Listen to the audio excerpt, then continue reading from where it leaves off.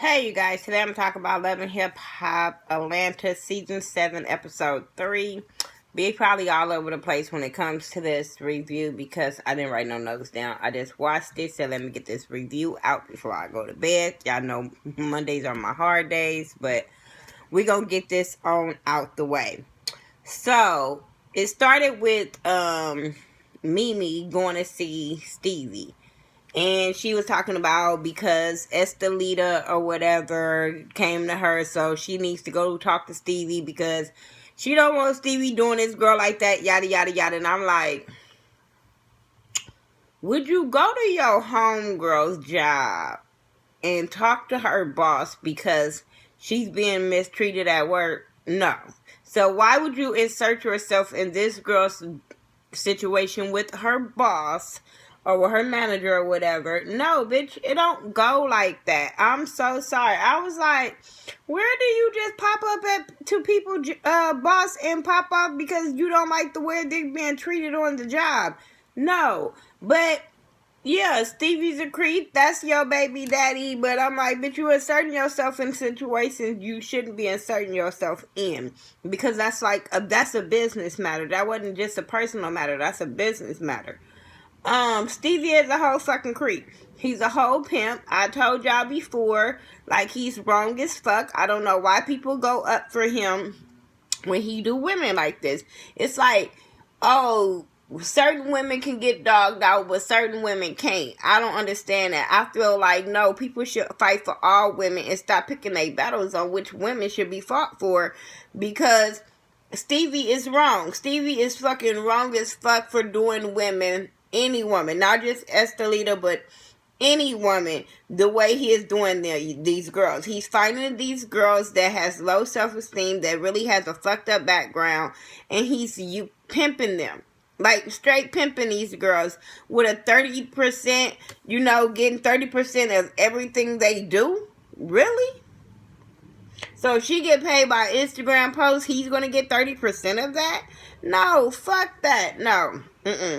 We have to do better as women, raising our daughters, being around our daughters, being around young girls that don't have mother figures or older sisters or something like that, because girls are always going to be manipulated by guys like Stevie. There's more Stevies in the world. They just haven't exposed themselves the way Stevie have. Her meeting up with Erica and Spice because she wanted to tell them her story of her childhood. Because what kind of made me mad, Spice was like, have you ever walked to school and you don't know? And she like, bitch, hold up, I got one even better for you, because I do know what the struggle is like. I know what it's like to not have nothing. I hate when people act like their story is better than somebody, worse than somebody else's story. Bitch, we all have a story. And just because she didn't walk nowhere, Spice or whatever, she had a story. And her story shattered your story compared to what you said. Because she was saying how she was the youngest of 20 kids. And I'm like, how many baby mamas? How many baby mamas in this situation? Because she said she's the youngest of 20. And she's been molested when she was 14 by 5 different dudes. Her dad molested her when she was 5, and she knew she was doing something wrong, but what can you do when you're 5 and your dad is locking you in the bathroom? So I was like, I'm gonna tell you right now, little girl, this story better be fucking true. I'm just saying, this better not be no novella kind of story to make people feel sorry for your ass, and then down the line, some shit come down on the blogs that your mama lied, your daddy this. I bet not hear no fake stories, or I'm going to really go in on her and never give her no kind of respect. But hearing her story, my heart went out to her. And if your heart didn't go out to her, you just like cold, because it just like fucked up that what she went through. And we can see why Stevie was able to manipulate her the way he have. What else happened on here? Homegirl, what's her name? Tokyo Vanity. She ended up having this little thing with her boyfriend at her house. We got to see him. His name is Tobias. I think it's Tobias Thomas or something like that. I know he has an event out here in Vegas next week. He's hosting something. I remember seeing his name. But yeah, my homegirl Hope Spin is performing somewhere he's hosting. So he's trying to just talk to her and see where she's at with being in Atlanta now. She said she has Sierra and stuff like that, and she's getting to know Carly Red, and she's a cool chick with Carly. So he said he know Carly through passing. We gonna find out later. It's more to that story. And she basically tell him Sierra's business with Shooter. And he was like, you don't have time to be focusing on that because you need to be focusing on your music. And I said, yes, please. But I was like, it's funny how dudes ask you about your day and what's going on with you. And then when you start telling him about the gossip and shit, they be like, don't worry about that. We ain't got time for that. You don't need to focus on that. But you asked the goddamn question. So speaking of Sierra, she is meeting up with her dude. He's giving her this foot massage and all this bullshit. And then she wants to tell him what's going on with her. She was like, oh, it's been a long week and it's this and that. You know, trying to bring this up so he could say, baby, what's wrong? So she could tell him what's wrong. But then it's another thing where a guy asks what's wrong. You tell him what's wrong. And then they don't want to hear what you have to say. Because he didn't want to hear about Shooter. Now, and if I was her, I understand she had a hard week and it was a lot of drama.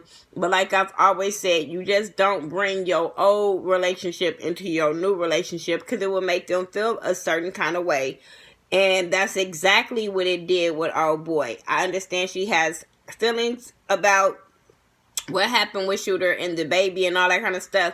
But at the same time, bitch, that's something you did with your homegirls because in a new relationship, you just don't want to do it because it's going to happen the way homeboy had feelings about her bringing up Shooter. Now, she has every right to be mad about the situation with Shooter and the babies and stuff like that. I feel her pain. I would have been mad too. Then when she decides to go out of town with old boy, the new boyfriend, to get her mind off of all of that and get his mind off of all of that and see how their relationship is going to grow. That's when Shooter's 21-year-old son had got killed.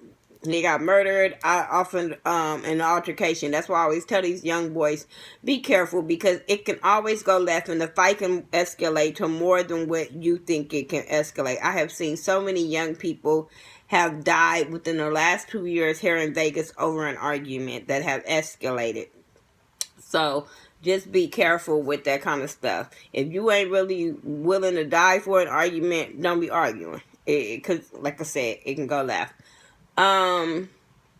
Mimi has this pop-up shop for her girlfriend Ty to sell her merchandise because she plays in the women's basketball league. So she invited all the girls. Well, she invited like Carly. Carly brought Tokyo, Vanity. Then Jessica Dime come. So, you know, that was really, really cool of them. They talked about Jessica planning her wedding.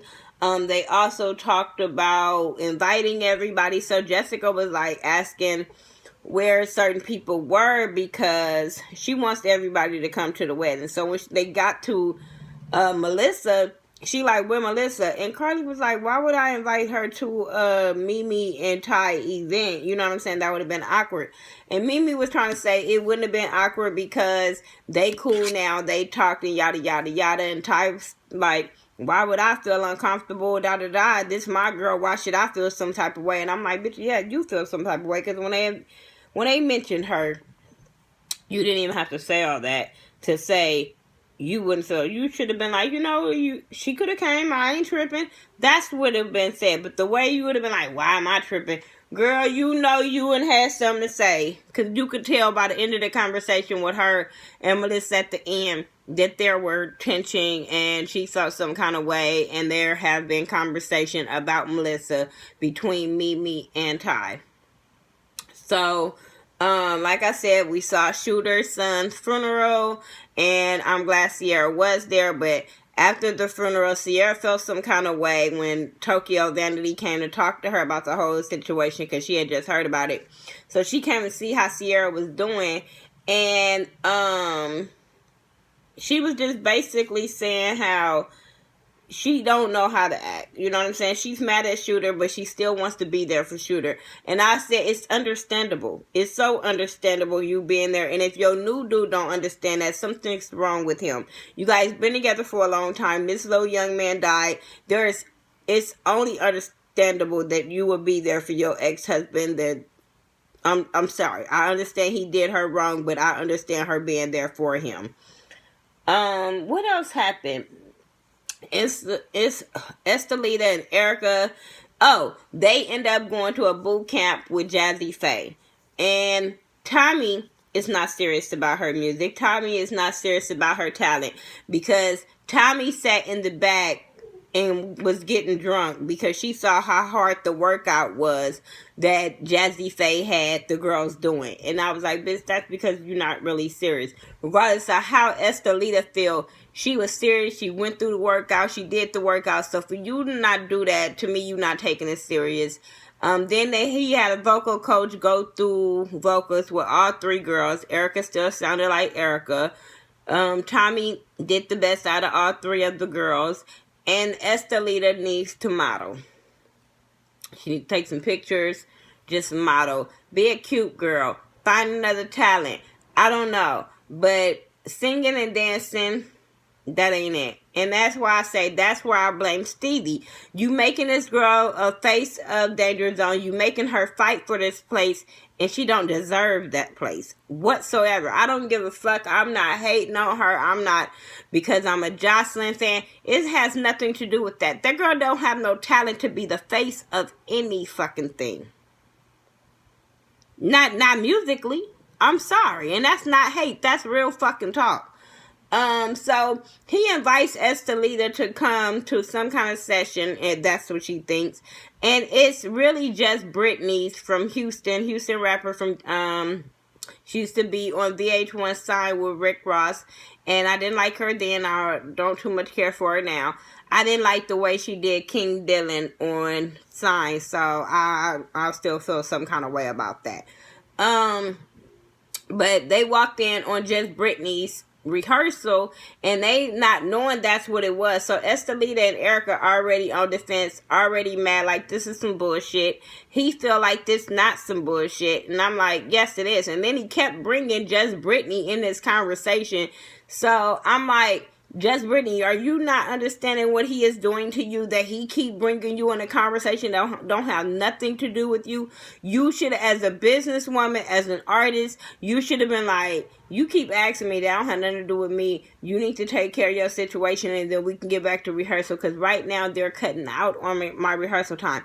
That's what a smart businesswoman and an artist and a grown-ass woman would have did. But no, she has to throw shots and then gets mad when the bitches throw shots right back at her ass. Because she was like, oh yeah, I've been in the game 7 years and I didn't have to fuck my way up. And I was like, bitch, yeah. You didn't fuck at least on camera, but you sure flirted your way to the top when it came to the VH1 Sign. Then you can't tell me no motherfucking different. So yeah, I was getting mad. Erica petty as fuck, and I was here so much for it. As much as I'm not here for the little stupid ass shade petty, but the shit Erica was throwing at Just Britney, I think I was here for it, probably because I just don't like her, and I felt like, bitch, you started it, so it is what it is. That whole sit down at let's go Jessica Dime. She's pregnant. Congratulations. I thought that was a really cute moment for Jessica Dime and her boyfriend. They talked about her mom's situation, so I guess that's gonna play in this season, that her and her mama don't get along because her mama don't like her lifestyle choices. She put her in juvenile hall, kind of like a little story about like Tommy's. So they talked about that. Then they took a pregnancy test. They found out they were pregnant. So she said she had a lot of business to take care of before she starts showing. And which one thing was she had to do a video shoot. Her dude ended up leaving after they found out that she was pregnant because he has to try to get back into basketball. I'm like, is this Love and Hip Hop or Basketball Wives? I'm confused. But okay, Jessica's in hip hop, so I can get her. But Mimi ain't in hip hop, and her girl is basketball. So I was confused. But it is what it is. So she had this video shoot. Carly's not there. She had something to do, but Tokyo Vanity is there. Mimi and Ty is there. They're all in the video. Then next thing you know, Melissa comes because Jessica wanted to, set something up where they can all talk, get along, because she want everybody to come to her wedding. Instantly, I was confused. I was sitting there like, what are we watching? Why are we doing this? It was a pissing match on who talked to Mimi, who's still friends with Mimi, who wants to be friends with Mimi. And I'm like, I don't give a fuck. I didn't give a fuck. I felt like Tokyo Vanity. Like, Melissa, you being messy with your little cordial ass. Like, girl, you could be cordial. Bitch, why do you even want to be Mimi's friend? Why? Like, girl, shut up. Because you wouldn't know. I just wasn't here for Melissa doing that. Like, y'all know, Melissa kind of rubbed me the wrong way last season when she was going at Jasmine and her homegirl up in her bar because the meeting was in her bar, so she felt like she can insert herself in some shit. No. So, yeah, that's basically what happened on Love and Hip Hop Atlanta. If I missed anything, I'm trying to think about it, but it wasn't popping that it was memorable, so it is what it is. Y'all tell me what y'all thought about it. Make sure you guys checking out my YouTube fam, like Ashley Miller, Forest Rocks, Bondy Blue, James Caldwell. We all do videos. We all, regardless if it's Loving Hip Hop or, top of the blogs or, my ghetto views with my videos, any kind of videos, just support the YouTube fam because it's sometimes hard to keep getting these videos out all the time, and we still be trying for you guys. So share somebody's video, like somebody's video, comment, all that good stuff, and I'll talk to you guys in the next video. Peace.